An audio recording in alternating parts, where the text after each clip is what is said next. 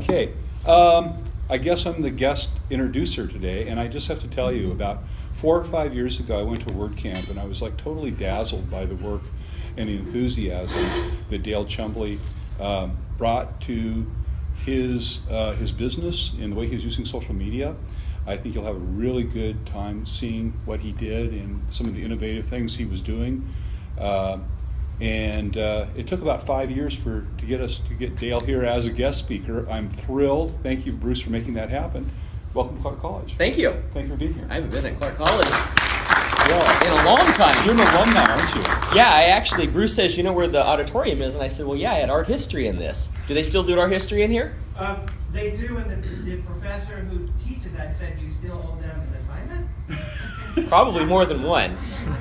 I'm sure more than one. Yeah. We didn't have classes like this. If we did, I didn't take them. Would have. That would have been great. Well, it's taken a few years to get that online, too. And Bruce has done a fantastic job. Awesome. Putting together. Hey, everybody, we're going to coach again. Speakers, Bruce. I don't know how you guys let him in here, but hey, that's okay. Awesome. Well, hello, everybody. This is cool. I haven't actually done this. I've spoken and I've taught, like Bob said, I've spoken at word camps and real estate bar camps and real estate events around the country. I've helped teach nonprofits and other businesses and things. And so you're going to get a glimpse kind of into my life over the last 9 years. And I'm going to share with you the things that I've done in my business, why I did them, things that worked really well for me, and what my hope is for each of you in whatever channel and world you're going into, there's going to be hopefully some things that you can say, hey, that makes sense, that resonates with me, maybe I can actually take that and use it in whatever capacity. Like I say, even with nonprofits, there's ideas and advice that I've been able to share with them that end up being able to help them as they're growing their business in this online space. So the name Bruce gave for the class was Making Digital Marketing and Social Media Work for Real Estate. Hopefully this applies to that. So, yes, I started CrossFitting about 3 years ago, and just as I'm sharing this with you, it kind of relates to the journey of getting fit and what that looked like.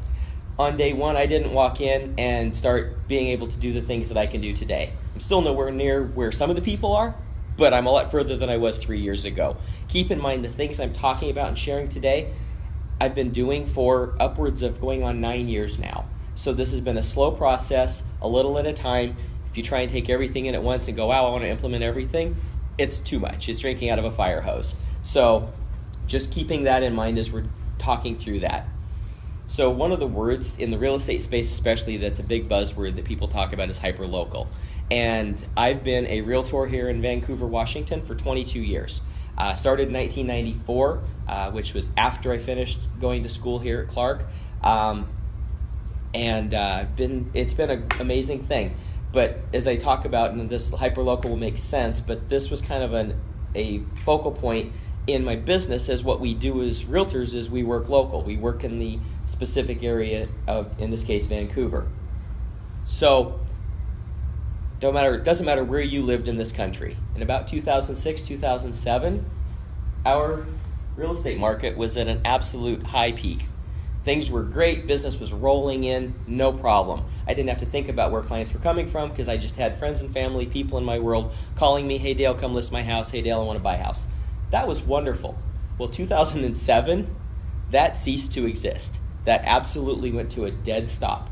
And I found myself in this sort of open wilderness, like, oh no, what am I going to do?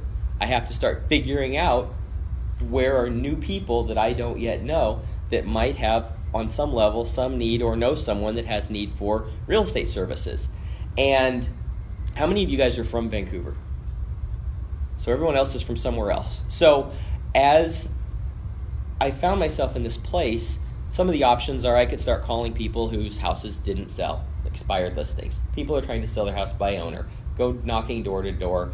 Those are some of the things that I could have done. Those weren't necessarily my personality and my way of wanting to do things. So for me, I needed to turn and go into the online space, which was just starting to really become a thing. It was starting to happen. The world didn't think it was going to be a thing yet. Everyone was kind of like, yeah, that's cute, that social media thing. Yeah, we'll see what happens. It'll go away. It's a fad. Well, we're finally now at a point in 2016 that we all go, it's not a fad. It's just the way our life is. So here's the challenge. For those of us that are from Vancouver or have ever been anywhere else in the country, I say, hi, I'm Dale. I'm from Vancouver. The first thing everybody says is, oh, I love it. It's beautiful there. Well, yeah, it is beautiful there, but it's not in Canada where they think. So then I have to clarify, say, no. I'm not from Vancouver, Canada. I'm from Vancouver, the one that's in Clark County. And they're like, oh, I love Las Vegas. Las Vegas is great. Well, no, I'm not from Las Vegas either. I'm from the one that's in Washington. Well, guess what? I don't live in that Washington either. So for me in an online space, this became my challenge. I can't just say Portland, Oregon, because I don't sell in Portland. I'm from Vancouver, and I work in the Vancouver market. So this became really my big challenge on how I could become what I consider the hyperlocal realtor. That person that everybody thinks of when they've got someone in their world that has anything that has information or needs in the real estate space. How can I do that? And so that became kind of my challenge in this new online world that we were just starting to try and figure out. So the thing that was up and coming and the place to be at that moment in time was MySpace. So I got a MySpace account and I started connecting with people from my world. Some people that were new that I was meeting through other people that I knew, and others where I was connecting with past classmates, past coworkers, and I was starting to interact with them. So I was having conversations in the MySpace platform, and I can tell you that I'm somebody who's actually sold real estate as a result of a MySpace account.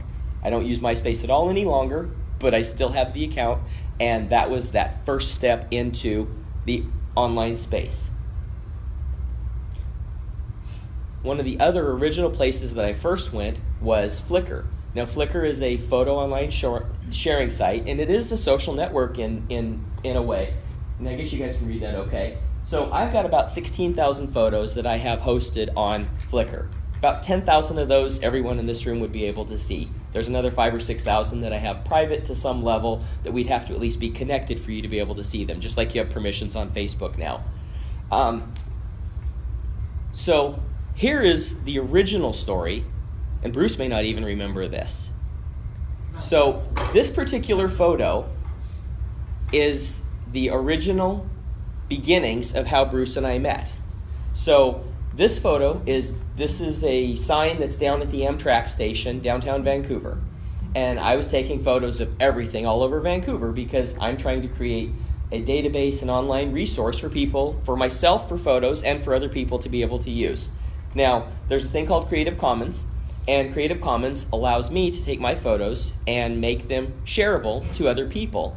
And there's certain rules associated with it. And in this case, in most of my photos, they're shareable in that you can't use them for commercial purposes, and you have to attribute back to me saying where the photo came from, and then you're welcome to use those photos. Well, that photo right there, so I use Google Alerts, and that's something if you guys don't currently have set up, you should be using Google Alerts to, at a bare minimum, Google yourself. And for me, I Google a variety of different phrases and things, and I get notified anytime something happens. Well, I had Googled myself, and I had Google Alerts set up, and I received an email one day that Bruce Elgort had utilized this photo. And thankfully, he honored the Creative Commons licensing that I had established on this photo. So he had written a blog post. I've tried to find the blog post, but I can't find it. That must be what it is. So he wrote a blog post. I don't even know what the blog post was about. I don't remember. I think it was back in El Guji, like off of your El Guji post. But anyway, he wrote a blog post, and he went to Flickr to get a photograph. He used this photo referencing where Vancouver is, again, because we're not in Canada, we're between Portland and Seattle. I was notified of that. I then sent him a message thanking him for attributing back to me and saying hello. That was our very, very first interaction, was actually via an email because of this particular photo. Simply him sharing it and me thanking him. Kind of like what we do on Facebook now every day with somebody shares something, somebody likes it, somebody interacts on it. But this was in the very early days of that. And as I'm talking, if any of you guys have any questions, please feel free to just pop in and say it. So I'm happy to answer whatever as we go. So then we moved over to Twitter, and that became the place to be. And that's where really our face-to-face interaction started to happen with Bruce and a bunch of other people. So Twitter became the place that I started meeting people that I did not already know. I started interacting with people within this space, and one of the big things that's important, no matter what industry and what business you're in, unless you're trying to be hidden, is make sure that your profile is complete and accurate. I tell real estate agents, realtors, definitely this is important, but again, for any of you, if you're web developing or if you're a photographer or anything that you're looking for people to be able to find you, make sure you give them an easy way to find that. So in this case, I've got my phone number, I've got my email, and a little quick bio about myself. Search.twitter.com. For me, especially back in 7, 8, 9, 10, in that era, this was super important, and it's still valuable today. I actually did this search last night. If you're looking to find information about pretty much anything, you can use the search feature right in Twitter, or you can go to search.twitter.com, and that address is on the, you can't quite see it. Your projector needs to go up a little. At any rate, it's a great search tool. So for myself, as a realtor, one thing I might be interested in is finding out if there's people moving to Vancouver, Washington. And simply typing that in, I've got, no, Conrad Wilson isn't leaving, he's moving to Portland, opening the Vancouver WA, so there's an application. Next person, telling people I'm moving to Portland because if I told them I'm moving to Vancouver, Washington, they'd think I'm going to British Columbia. Just what I was saying. But here's somebody that's actually moving to Vancouver, Washington, that I would easily be able to, if I wanted, send them a private message or publicly reply to them and say, hey, welcome to Vancouver. And then there's some resources that I've created now that we'll talk about in a little bit that would be relevant for somebody moving to our community. But this is a great tool and resource, and especially for me back then, this was a great way to find local people talking about local things in our area so that we could actually interact and meet those people. And once we meet them, the most important thing that I've ever done, and this will be a trend you'll see all the way through any platform, the most important thing that's been done in any social media is getting out from behind this device and getting face-to-face with people. That's where the magic has happened.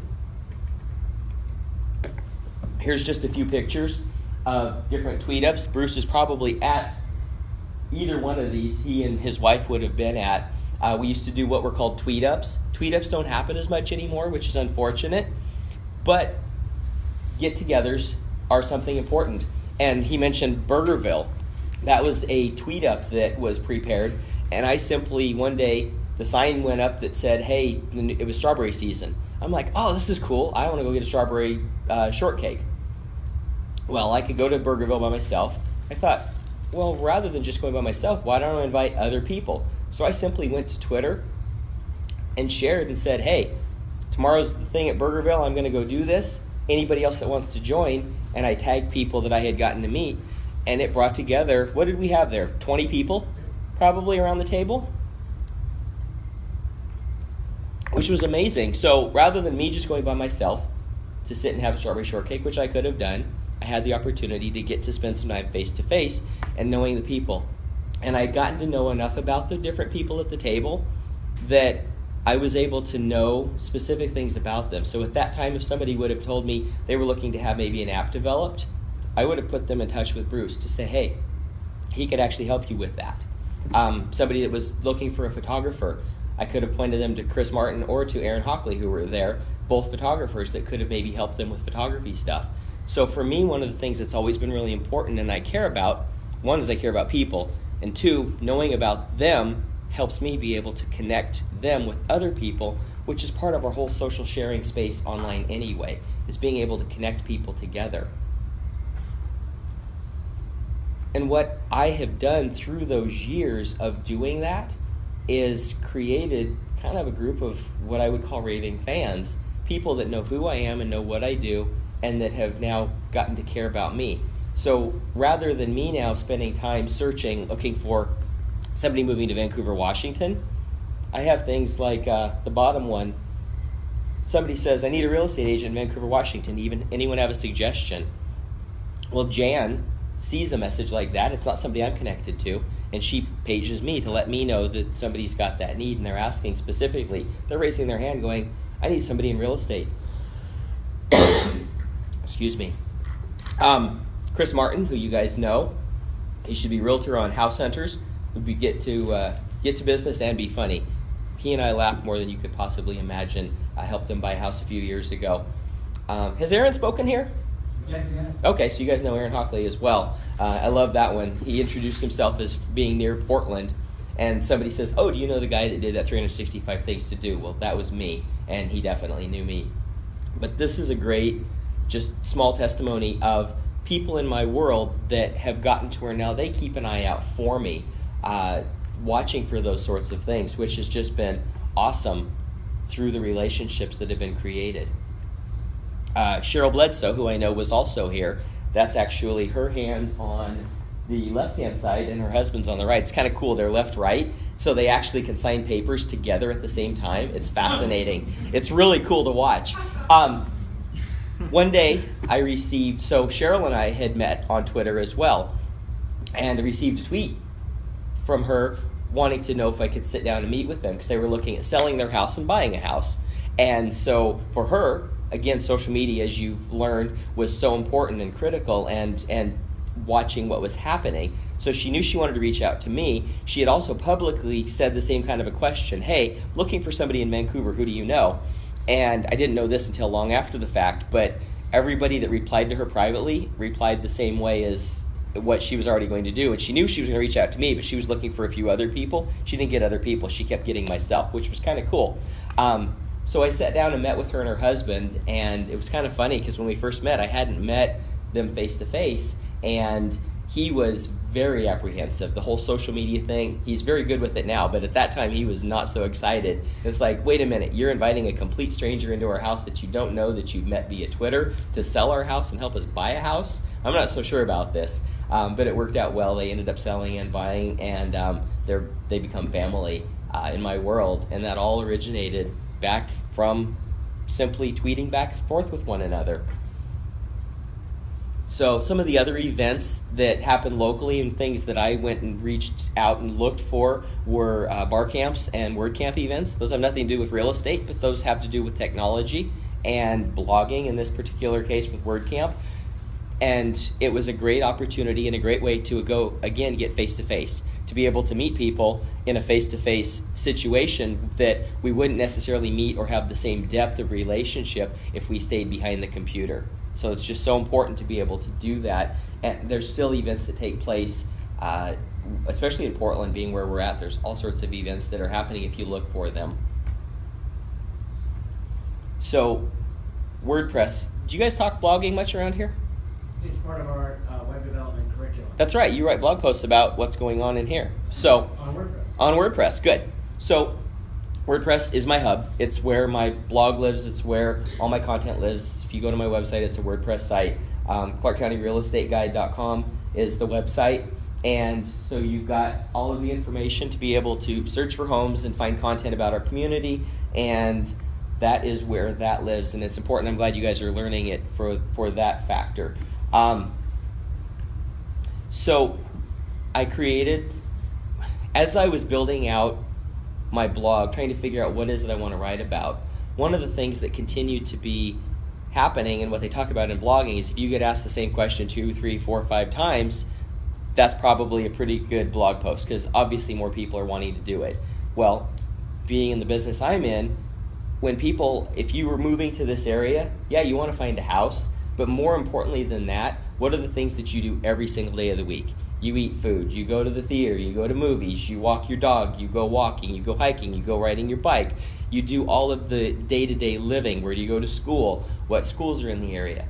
And so I kept answering those questions over and over again. And it's like, why don't I create a basically online relocation guide with information about our community and then share that out so that it would become available for everyone to be able to find? This kind of took on a life of its own. Called it 365 Things to Do in Vancouver, Washington. I don't know if any of you guys were or are fans of the page. between 2010 and 2011, I spent 365 days of my life, 7 days a week, writing content about Vancouver, Washington. Every single blog post had usually about 200 to 300 words. Every single blog post had photos, and every single blog post had video of me holding my camera, talking to you, whoever the audience was, sharing the things about Vancouver that I loved. Favorite place to get pizza, Thai food places, places to walk your dog, whatever it was, I was sharing those things with the community. And again, that took on really a life of its own. And it became that hyper-local resource. When I was writing those blog posts, I was often outranking the businesses themselves for people searching for those things. If you were searching for pizza in Cascade Park, I would often come up higher than the pizza places in those areas. I use this as an example. Years ago, I had been up in Seattle and I'd had a Vietnamese sandwich up there, and I'd never heard of a Vietnamese sandwich before. So when I got home, the first thing I did is I went to Google and I typed in Vietnamese sandwiches in Vancouver because I wanted to find a Vietnamese sandwich place. And I had 0 results that were actually relevant. Had plenty of results, but none of them that actually pointed me to a place I could go get a sandwich here locally. Well, after a period of time, I actually discovered there was a place that did them. I did a blog post, and then I also wrote a blog post. I did a video originally that was posted up on YouTube, and then I ended up writing a blog post for 365 things to do. And now, at the time I took this screenshot, searching Vietnamese sandwiches in Vancouver, Washington, I ranked 4 of the top 5 sites. So for somebody doing that, now what does that have to do with real estate? Nothing. But what does that have to do with our community? A ton. It's pointing people to local businesses, supporting local businesses, and when they click on these things to go find the information about the resource, where are they landing? Clark County Real Estate Guide. So they were actually landing back on my business page that had the ability to say, oh, this guy's a realtor. He must know the community. He must know the area. He knows what to do in the area. And that, in turn, had people picking up the phone and actually saying, I'm interested in buying something or selling something, and I became that resource for them. So Facebook, again, is now is the king of them all. It's the one place. If you said I can only be in one place, that's the only place I can spend time on, that would be the place I would recommend that you spend your time. It's the platform where more where everyone is located. Again, on Facebook, make sure that you got your contact information correct. Get rid of the Facebook email address that none of us check. Make sure you've got a proper way for people to reach you. Unless you don't want to be reached, then you can stay private, but it just depends upon what you're doing. We've talked a little bit about food, and I used to hear people say, nobody cares what I had for lunch. Well, do you know how many appointments that I've made over what I've had for breakfast, lunch, dinner, happy hour? A lot. It's been a very effective thing, and having written 365 blog posts about all the things to do in town, I can tell you that without a doubt, the posts that got the most likes, the most comments, the most shares, the most everything were all to do with food. Food's something that most of us do 3 times a day. Breakfast, lunch, and dinner, some kind of a snack. We're doing that every single day. We don't go walking every day. We don't go hiking every day. We don't do those things. We do food every single day. And this was just a great way. I would post different things, and I would share them. And so I might post that Lindo, Mexico, up on Mill Plain, has these amazing street tacos. And Bruce might chime in and go, man, Dale, those things look great. Hey, Bruce, do you want to go grab lunch? Yeah, let's go check out the street tacos. We're now creating a face-to-face experience where I'm introducing him to another local business that he may not know. We might be going to a Thai place out in Battleground. Who knows? Remember that one? Yeah, we had keto time. See? And so these were things that were great ways to be able to just create interaction with people in my world and create conversations. And again, getting face-to-face. These are a couple of images from a little group that, again, birthed out of just a random wanting to get together. There was 3 of us that were trying to figure out, I can't remember who the 3 were. I think it was Aaron and Michael originally, but we were basically trying to come up with a time for 3 of us to get together for lunch. But there wasn't any specific agenda of we have to talk about this and it's private. And so rather than doing that, it was why don't we create a bigger event and open it up to more people to see, bring everyone together. And what birthed out of that was a group that we kind of tongue-in-cheek call Coov Cool Kids. And I joke that, we're not all that cool. We're mostly geeky on some level or another. And the first meetup gathering that we had with that ended up having probably 35 people at it. And it was all local people from all different walks of life in all different industries, all different businesses coming together. And we met at a coffee place, Coffeeville, out in Fourth Plain. And we had a great get-together, sharing, laughing, visiting, meeting new people. And that ended up becoming something that for quite a while we ended up meeting like once a month, seems like. And we would meet at different places. We ended up doing blood drives. There was a variety of different local community things that we did that were kind of for the good of everyone. And, and then most recently we came kind of back together, the group online anyway, kind of formulated. Did Brandy ever speak here? Yeah, yes, a couple years ago. So Brandy, good friend of all of ours, she just passed away a couple weeks ago. She'd been battling cancer for a couple of years, year and a half. She just passed, and she was kind of one of the original people at that very first get-together. And that post, when we posted that she had passed, I mean, it got shared and interacted with everyone for it seems like a good week. And there was a ton of people, actually a bunch of people kind of joined up to the group and like, what's this? But again, this was just an opportunity for us to get together and spend time face-to-face, which is still, it's key for the social media space and getting in that online. One of the other things that I did faithfully for about 5 years. I've taken this last year off because doing 4,000 or 5,000 videos a year becomes a bit much, because that's what I was doing. But Facebook is a great way to be able to keep in touch with people in your world. And the thing that I did that was very important and really made it stand out was, rather than just typing, hey Bob, happy birthday, hey Bruce, happy birthday, I would actually take my phone and go right into the app, and I would take the time to turn on my camera, and I would just look and I would say, hey Bruce, want to stop by here and wish you a happy birthday.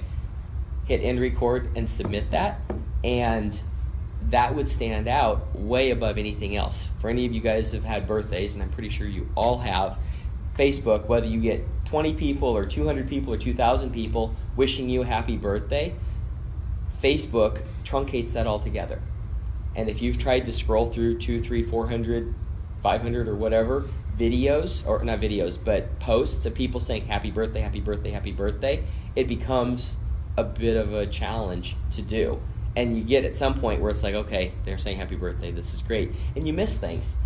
By doing this, I stood out because it does not truncate this into everyone else. So it would be Dale Chumbley posted a video, Bruce posted a photo, and 322 other people said happy birthday of some sort. And then if you want to see each of those, show 25, read 25.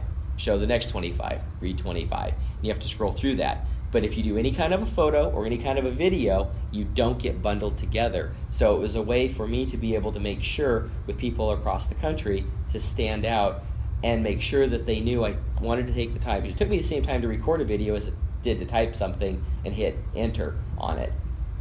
And it was a huge, huge blessing for people, and it's something they still talk about to this day. And again, the last year I took off because I was doing about 5,000 videos a year, and it's a lot to do for as many years as I did.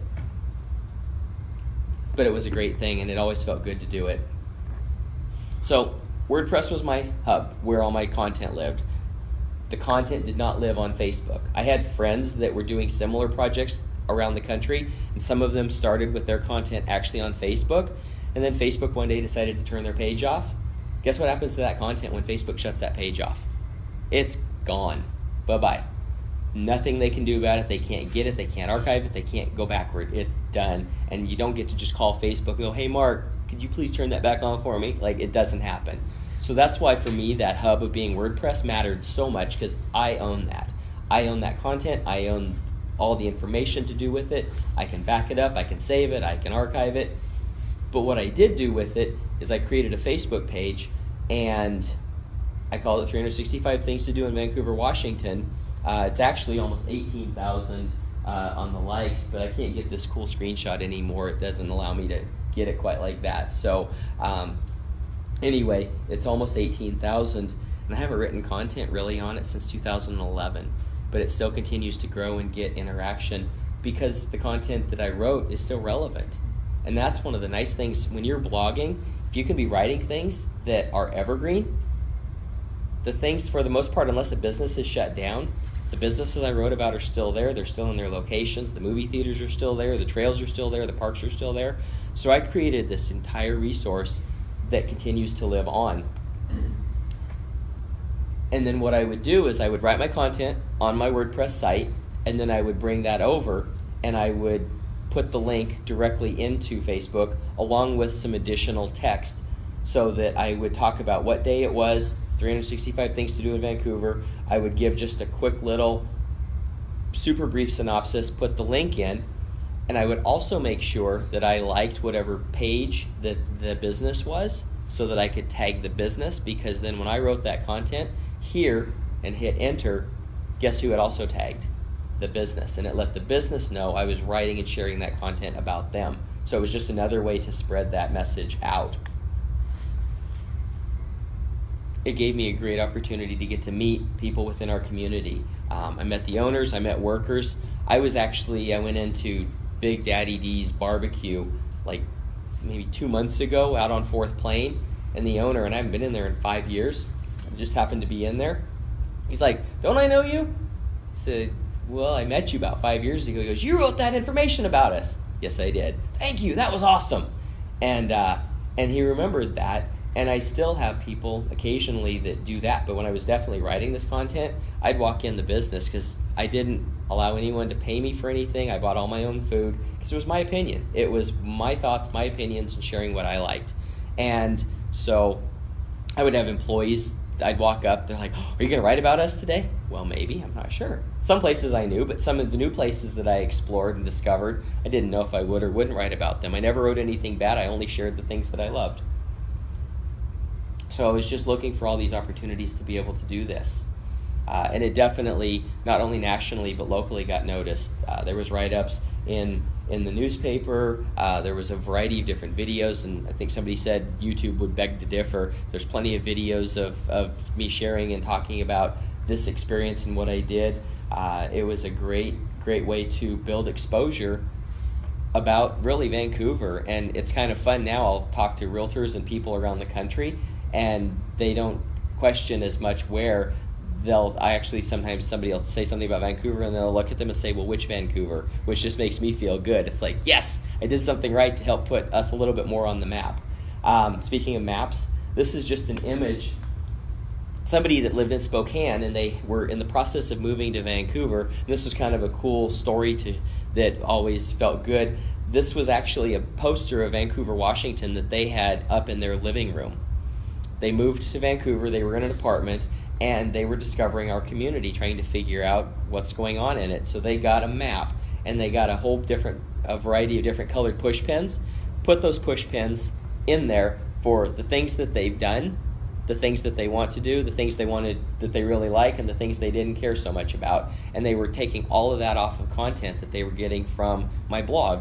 And this became a piece of artwork in their living room. So when people would come over, it's like, "What is that?" "Oh, my realtor writes this blog post about information and things to do in Vancouver, and we keep track of it on this so we know where we want to go and where we don't want to go and where we've already been and want to keep going back to." And it was just a really cool share that they made about how they liked the content. So now, back in that time, there wasn't boosting, everything I was able to do on Facebook back then was all organic. And unfortunately for you guys, organic is a whole different game now. You're not going to get the same kind of organic growth and reach that I was able to get without spending a penny other than my time. But we do have the ability to gain reach through different ad spends. This was a sample I actually... one of our friends posted about this. I Like Comics and a fundraising event they were doing, and I thought, oh, that's kind of cool. And as a test, I actually put it on the 365 Things to Do page. And then I did just a $20 ad spend for a 7-day period of time. And within that $20, I was able to reach over almost 2,200 people with 62 engagements, which I thought that was pretty cool. And what's that work out to, like $2 a day, something like that? And $3 a day, I guess almost $3 a day. And hopefully it'll help generate more people going to the event. But it was a cool sample test for me to do on that. Specifically in digital marketing, what's become more important and critical for me on a business sense is the ability to target so specific. This is a sample of a listing that I put together and built a Facebook ad for. And with $100 worth of spend, I turned it on and off a variety of different times. I was able to get almost 700 clicks and over 7,000 people reached for $102 spend. And the great thing is this particular house is on an acre, and it's got a bunch of gardens, and it's got this really awesome outbuilding shop that's really designed for a car guy. It's got a car lift in it, and it's got very specific things. And the great thing is I was able to specifically target and say, I want to set this specific region around the house and people in that area, specific age breakdown, and I was also able to target it that the only people that will see this ad are people that have interest in gardening, landscaping, classic cars, vintage cars, things like that. So I was able to be very specific. So the people that are looking at this have expressed, at least on some level in the Facebook world, that these are interests that they have, which has been pretty incredible to be able to do that kind of focused targets for the ads. And this is still new-ish in terms of how we're using it and what to do, but just the deep level of focus that you can do in a business sense is really pretty incredible. So Swarm used to be called Foursquare, and I don't know if you guys are familiar with it or not, but it's a check-in app. It allows me to check in that I'm right now in Foster Auditorium at Clark College, and that is something that I publicly share out. And I only share it out if I'm in a place where I am willing and wanting for other people to know where I'm at. If you show up someplace, people used to get all uptight with this. It's like, why would you want to share it? Yeah. Don't you worry that somebody's going to know you're away from your house? Well, and that's the concern people have. So I've told it who is allowed to see that information. So it's an audience. It's a friend list. It's a group of people that I have trusted enough to be able. And if you sent me a friend request, I don't know you, you're not getting an access to that. So it's not publicly available for everyone to see. So it's people that on some level I know. That's a great question. And that's one of the concerns people have is, well, what if you don't want people to know where you're at? Well, here's the great thing about social media. You don't have to use it. You don't have to check in on Facebook. You don't have to check in on Swarm. But this is a great opportunity, again, for me to find times to get face-to-face. I've got local people in my world or people around the country when I'm traveling that I'm friends with. And Bruce might check in to Geyser up in the cafeteria or something. And if he has taken the time to publicly check in and say, I'm here, and I might be driving up Reserve, and I go, hey, wait a minute. Bruce is in the Geyser Hall. He might have a few minutes, and I could pop in and say hi. So I would actually pull in, and I've done this. I've used this a variety of different ways, where I will pop in and say hi to somebody. And it may just be, hey, I just wanted to say hi. Hope you're doing good. And you say, great, nice to see you, and off I go. But it's that moment of getting to interact face-to-face and say hello to someone. And the great thing is if you don't want to check in, you don't have to. But that was a way that, especially years ago and still now, we find people and interact with them. Especially when I travel, if I'm at a real estate event and a bunch of real estate friends, I can know where they're at without having to be like, where are you, where are you, where are you? I can just look and say, 15 people are at this restaurant, and then I can jump in an Uber and go over and do that. So Instagram is another great place that, is really, it's a fun, casual place. I'm not using it heavy with a bunch of real estate stuff. I'm creating conversations and sharing, if you look at these pictures, some of them have to do with real estate, but they have to do with real estate in a very casual way. But again, it's just a great way to get to interact and network with people. The thing that's really important, especially in Instagram, is using hashtags. depending upon your business, your industry, where you're at, what you're looking to do in terms of interaction, reading the hashtags, using the hashtags is important. For here locally, Van Wa is a hashtag that gets used pretty regularly. So if you want to interact with people in the local Vancouver, Washington area, Van Wa is a hashtag you can use for that. If you use Vancouver, you're going to be getting here and Canada. So just depending, if maybe you're into Harley Davidsons, you could search the Harley hashtag, and you can actually find, meet, and interact with people that you don't already know through those sorts of interactions. And it's been another great way to get to meet people. So with me, Twitter, Instagram, mostly people that I've gotten to know and become friends with that I didn't know previously from somewhere else. Facebook mostly has been the people that at some level in my world I knew, classmates, coworkers, or people that I've gotten to know and meet through some of these online spaces. It's just the way that the relationships have been built. YouTube is another great social network. It's what's the second largest search engine behind Google? Is it still, or is it number one yet? Come on, you're supposed to know everything. I do, but I don't know that. He knows everything.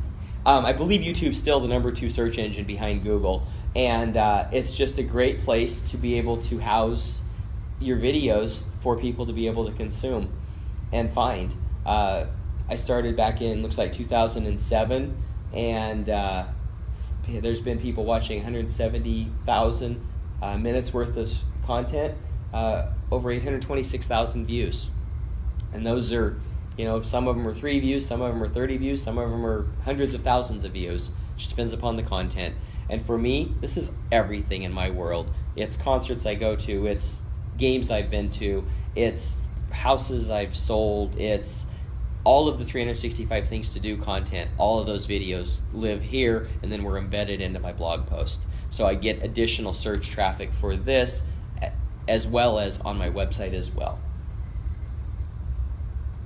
And yes, I've actually made a couple of dollars on YouTube. What? $262. I'm getting rich on YouTube. I've got 2 videos that get a lot of views that have nothing to do with real estate.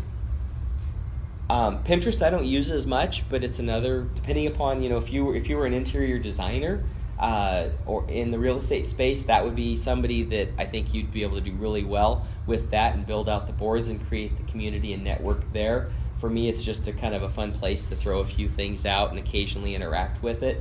My wife interacts on it far more than I do. She's a paper crafter, so she meets and interacts with paper crafting people. They share their cards and things that they've made, and it's just a great resource for her. So depending upon your business, it can be a really good thing. I don't use it nearly as much as I probably could, but again, I only have so many hours in the day to be able to spend in different places. So all of the things that I've done have created for me, through the 365 things to do and everything else, it's created a great referral network and resource, not only locally but from around the country, which has been kind of above and beyond a blessing. For me, I wanted to create a social presence for myself and a resource for our community, and above and beyond that, it's ended up turning into additional business, which is a good thing for any of us that are in business, whatever our business is. I remember there was a post somebody had talked about that you can't really use Facebook to build businesses, and this was a comment that somebody made about myself, which really it spoke well. It's a person that I know. He lives over in Portland. For those of you that can't see it, it says, yes, Facebook can absolutely be a business building strategy. Dale freaking Chumbley, that's not really my middle name, but he called me Dale freaking Chumbley, did it several years ago, and very few agents actually followed that model. He built a page around his community and posted content daily about cool things to do where he lives, which was unreal because he lives 20 minutes from me, so I know the town, and I can't think of a single thing to do there, yet Dale unearthed 365 things to do, and that was genius, right? If you're from here, you know this. It was not about him. It was about where he lives. I think 12,000 people liked and followed. I have no idea how much business Dale did from that. It's not my place to ask, but as a marketer, I found that effort to be really creative. And then he goes on to say some other stuff. Growing up here, the thing you heard is, what's the only thing to do in Vancouver? Go to Portland. Thank you, go to Portland. And I wanted to prove that that's not true, and I think I definitely did that, and I continue to believe that. I love Portland, I love going over there, and there's lots of good things to do over there. but at the same time, our community is very vibrant, and there's a lot of cool things to do here locally as well. And I would be happy to answer any questions you guys have about anything that I've kind of talked through here. Yes? How much time a week do you spend on social media? Oh, it's just part of my day-to-day life. I mean, hours. It's my where I'm networking with people. It's where I'm getting information. So per week, 25 hours, 30 hours. I'm just guessing, but it's just part of my. It's more of a communication tool. Absolutely, It's it's a full-on communication. It's my interacting. It's how Bruce and I communicate to prepare and talk about things like coming to do this. So it's for me, it's part of my business.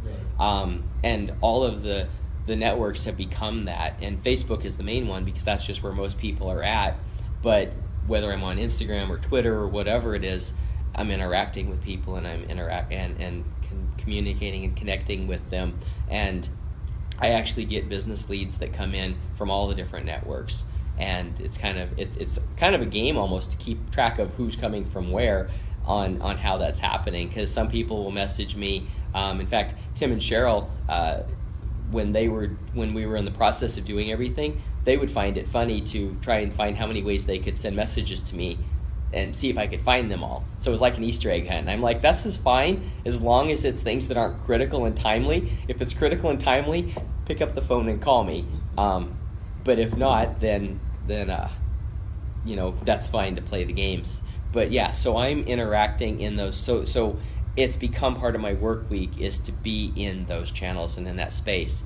So it's hard to split out. Yeah, it makes sense. Yeah. We used to have customer relationship management systems, CRM systems, and lead management systems in industry and such. And it seems a lot of industries have moved to social networks. Yeah. Those new customer relationship, as a replacement for CRM. Yeah. Facebook is I have a CRM, but my most effective current CRM that I utilize, CRMs are great if you use them. But typically they get built up and they sit over there and you don't go in there every day to utilize it. And Facebook has become, for me, my most effective CRM. It tells me when people's birthdays are. I can see when they're having anniversaries. I can see when they've gone on vacation. I can see when their kids are having successes and failures and hurts and whatever it is that's going on in their lives. And that allows me to be able to interact with the people in my world. And I actually will, if there's specific people that I'm feeling like I really want to keep in touch with or keep on top of what's going on, the nice thing with Facebook is I can star them as a favorite person, and I can either have them always on top or just showing up with my little red dot, as my wife calls it, the notification of what's going on. And so it's a great tool to be able to turn that feature on and off. So maybe I want to know what's going on, right now with Bruce and Gail, and I can be able to just flip that switch, and I can keep an eye easier. It watches for me and pushes their information to the top, and then I might say, okay, I can give him a break and not be stalking him so much, and then I could turn that back off. I don't really stalk you too much. You showed up somewhere. Yeah, Well, you checked in somewhere. yes, I did. See, if you check in, you're public fair game. If you don't want people to know where you're at, you don't check in. You bought it, it was cool. Happy to. So that's kind of my thought on that. Any other question? Yeah, sir. I moved up here from Austin about 20 years ago, and I've seen the evolution of names for Vancouver, USA, the Couve. I like to call it the North Bank, but what do you find? Is there a preponderance or difference in the? Because like the Portland's Portland, Yeah. And so what's the current identity for Vancouver? Slang term besides the Couve. Well, slang is going to end up being the Couve or Vantucky. That's the other one. So for me personally, as someone who's born and raised, my family dates back here to the 1890s. So I feel like we've got pretty good deep roots in this community. And so for me personally, like even the Couve Cool Kids, like it hurt me to call it that. But it was the thing, it's like, yeah, okay, we'll go with Couve Cool Kids. But that, for me personally, was a struggle because to me, Vancouver's Vancouver. And it's just simply Vancouver. But the city, that's the identity issue that we struggle with. Is it Vancouver, USA? Is it America's Vancouver? That's another one that's regularly. People saying North Bank, And I haven't heard North Bank. North Bank's fairly new, and it just seems like a group of people who are calling that around the beer industry, it seems. Yeah. Yeah, some of the so downtown Vancouver's kind of got its own little nomenclature around that. I sometimes hashtag North Bank. Yeah. Sounds better than Kentucky. And the cool, well, yeah, I agree completely. And the nice thing about like hashtagging North Bank is if there's already a small community group of people that are identifying with that, and you identify with it, guess what? That's a group of people you're probably going to identify with on a greater level that you would be able to interact and connect with. So I may not necessarily connect with the North Bank group as much as you might. And so I would say, definitely utilize that. And if you're really looking to network and connect with people locally, hashtag it to death, especially in Instagram. Like that's the one place, like you hashtag a bunch of stuff on Facebook and that doesn't get looked at favorably, but Instagram, you kind of expect it. I've got some friends, they're putting 20, 30 hashtags on any single post that doesn't really need all of those, but they're trying to reach out to a much broader audience. And I know for myself, if I put a bunch of hashtags on, I'm going to get more interaction with people that I don't necessarily know, but if it's something that I cared about enough to share, and they're liking it because they're actually searching for those, there's more commonality than just that single image. And then that's a matter of where you reach out and say, hi, I'm Dale. Who are you? Good to meet you. I see you're using North Bank as well. And maybe it is around the brewery, the pub history or the pub culture downtown where, we're having so many pub houses opening up right now. And so then it's like, okay, well, which ones do you like? Which ones are your favorites? Do you like, this, that, or the other in terms of beers? And maybe you grow together. In fact, a lot of these tweet ups and original get-togethers originated around Green Dragon and some of the pubs in downtown Portland and on the east side. So that was actually a huge binder, is bringing people together around that. Just like in the olden days. my grandfather, years and years ago, before I was even born, Selberg's Tavern, and, that was, Rosemere, the tavern there, like, that was where they hung out. That was their social marketing. That was their social networking. So it's just online versus face-to-face, but you still want to take it offline and get face-to-face again. Somebody else had somebody back here, and then. I can't remember what my question was. Well, if you remember, shout it out, sir. I think the beer distracted her. I was wondering on the list of 365 things to do. Have you ever thought of, or have you ever revisited it, updated it, changed it? So the question was, do I revisit or have I thought of revisiting 365 things to do? I have revisited some of the posts, and the blog I originally wrote it on, I've migrated to a different one, and unfortunately the migration didn't go as smooth and well as you'd like, so there are links that you go to and the link doesn't work because it just didn't import quite right. So ideally, I should spend a good amount of time going through every post and updating it. I haven't done that. I've updated a few here and there, but I haven't gone through all of it. And the nice thing timing-wise, again, with the real estate market, when it in 2007 crashed like it did, 8, 9, 10, 11, 12, those were years that, basically prices were cut in half and half the people were buying and selling things. So on any given, for any of you, if you take your paycheck that you currently have and cut your hours in half, but keep working full-time and cut your paycheck in half, that's what real estate did. And so 10 and 11 were a really good time for me to have time available to invest that time into it. 12, 13, 14, the industry started picking back up, and now, in 2016, my day-to-day is busy enough that to go back and to revisit all of those, I could do it little at a time, and like I say, I've done a few here and there, but it's a good project. There's lots. I could talk a whole lot longer for all the things I should have done that I didn't do. Hindsight's always best. Every single YouTube post should have a link directly back to my blog talking about the content for that. That would have been great. Instagram, I should have 365 posts on Instagram pointing to the blog post, talking about the things to do with a photo specifically about that. Those are just two things right off the top of my head. I shouldn't have posted my content at 11:30 at night every day of the week. You look at the ideal time to post, and I pretty much did the exact opposite of that.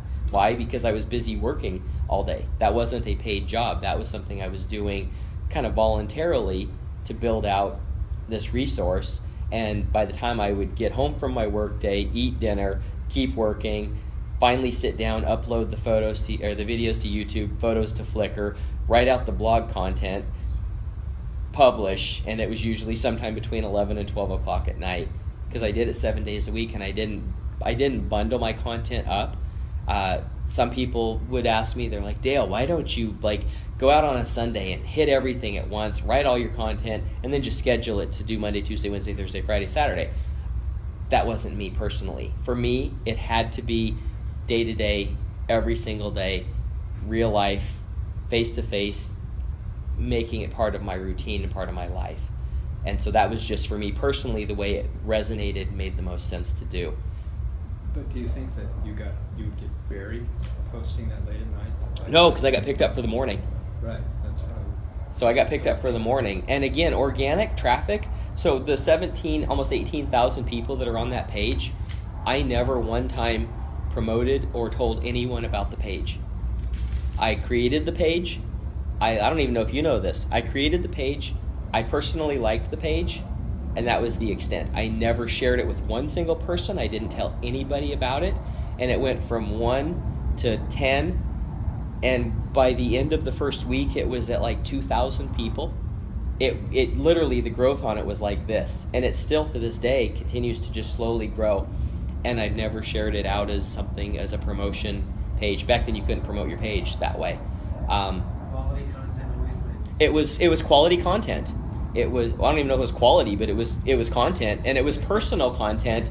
But I kept it short. Again, most of my posts were 200-300 words. It was very short and to the point, and the video was also short and to the point. My videos, I actually hosted the videos on YouTube, and I also hosted them on Flickr. And part of the reason I did that was Flickr will only allow you 90 seconds worth of video, so it had to stay under 90 seconds, and I did all of it right from my phone. I created the video right in the phone, and I used an app called Reel Director. It was before iMovie became very easy to use on the phone, and I stitched my segments together, publish, and I did everything from this device except for the actual written blog post I wrote on a computer. Sorry, could you tell me what the acronym was for CRM? I just didn't catch all. Contract Relationship Manager? Oh, okay. Yeah. And then the second thing was, did you ever double dip with your content for the 365 things? Did you ever generate business for those businesses and then make a deal with them to get some of the funds from any money that they made from it? Or did you only do it as a way to get your real estate pushed? So I worked with as many businesses as would work with me to give discounts to the citizens of Vancouver. So for me personally, I did not ever monetize from the businesses themselves. I had lots of people offering to buy me my lunch, my dinner, my tickets to the event, whatever it was, and I thanked them. And anyone that offered that, what I would ask is, would you be willing to grant a 25% discount to anyone who comes in and says they saw it on 365 Things to Do? And they would always be willing to do that. And so then I would actually put in the content of the blog post and on the Facebook page, hey, if you show up at Twilight Pizza, they'll give you a free appetizer if you say you saw it on 365 Things to Do. So I always did that to generate business. My goal was to generate traffic to those businesses, because the businesses I love, if other people love them and go to them, they stay open. If we all stop going to them, they go away because they can't stay open. They need people to do that. So does that answer your question? A little bit, yeah. More that I can elaborate? No, I think it's pretty clear. Okay, good. Does that discount still work? I would have to revisit the company. You certainly could ask I them. love your video. Thank you. I actually put expirations on every single one of them. I put an expiration. I always timed it to say it's good until X. So we'd have to revisit. Try. Yeah. You could try it. You could say, hey, 365 said I could get X or whatever and see what they say. The videos were interesting though, because if you watch from day one, and how many of you guys love being on video? Come on, you don't love being on video? This? You don't love this? So the best way, Bruce is just laughing, doing video 365 days in a row gets you comfortable with doing video. Doing birthday videos, 5,000 at a time, over the course of a year, gets you comfortable and okay doing video. Most people, the problem is you record your video, which, ideally you always want to record landscape, not portrait. Now it's easy because it's all front facing and good quality. When I was doing 7 days a week with that, I had to do it blindly. So they're all, and if you've watched the videos, they're all in portrait, because that was the easiest way for me to hold it and blindly push record and stop record, because I was I had to make it super precise the way I was doing it, and I held it this way, and I just learned how to hold it to be able to kind of frame the background and look in the right place. Now it's so much easier because I can just do it like this. But my first couple of videos when I started the blog for the 365 things to do, I was pointing them all outward. So I was showing a video of the Columbia Waterfront Trail, for instance, and it was just showing the trail and me narrating and talking behind it. And I had people asking, why aren't you on the video? And within probably the first week is when I started turning it around and putting myself. And what that did is it created a depth of relationship with the readers of the blog. I actually had someone that I walked up. There was a theater event happening downtown Vancouver on a Friday art walk night, and I think it was my daughter and I. We were down there to go to this theater production, and I wasn't doing anything. I'd already written the blog post about it a couple of days earlier, encouraging people to come. And I'm standing there waiting in line, and a complete stranger walks up and immediately recognized me because they'd seen the videos and said, "Hey, you're going to be my realtor." Okay, that's cool. But it was because there was already a trust that had been established, because they'd read, seen, heard my voice, my face, what was going on, and it ended up creating this really good relationship before it happened. And that's the power of video. So for those that, depending upon your industry, if you haven't done video, it's really a great way to be able to create that. And the biggest trick I can teach you is, after you record the video, don't watch it, just hit publish. Because if you watch it, you're not going to like how you look, you're not going to like how you sound every time. I don't like how I look, I don't like how I sound. Well, guess what? That's how we look, that's how we sound. Just hit publish and move on. And if you want to get comfortable, and I mean this, if you want to get comfortable doing video, the very, very easiest, best thing you can possibly do is start recording birthday videos for your friends on Facebook. Because the script is so easy. Happy birthday. Happy birthday. Happy birthday. It's that easy. And make sure you look at the camera, don't look at yourself. So you look at... Dale Chumbley. What's that? Hashtag Hashtag Dale Dale. Chumbley. Yeah. Make sure you look at the actual little dot on the camera. Don't look at yourself, because if you're looking at the dot, you're looking at each individual person rather than looking just to the side of each individual person, which looks kind of weird when I'm talking to you, but I'm looking right there, and I'm not looking at you. Teleprompter. Exactly. So just little tips like that, but again, the best way to get comfortable is 1, 2, 3 videos a day wishing someone happy birthday. And if you know something a little bit more about their day, hey, that's great, you got to go to the Bahamas, hope you had a ton of fun, wanted to wish you happy birthday. Whatever it is, record it, hit send. Record it, hit send. Don't watch it, don't look at it. You said it correctly, unless you said the wrong person's name.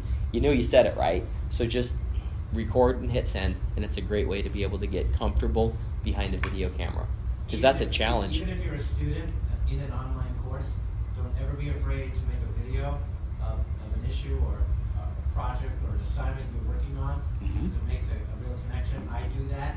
I send voiceover reviews of projects. I don't know if anyone's ever received them in this class, but in some of the web development, and it totally changes the experience on both ends. It personalizes it. It really makes it, if I was doing this from a video or from a phone call over the speaker and you weren't seeing it, it would be a completely different experience. You'd be more tuned out than you already are. Oh, good. Some of you are still listening. Any other questions? Cool. Okay, thank you, Dale. Thank you. Is class over, or do you still have more to teach?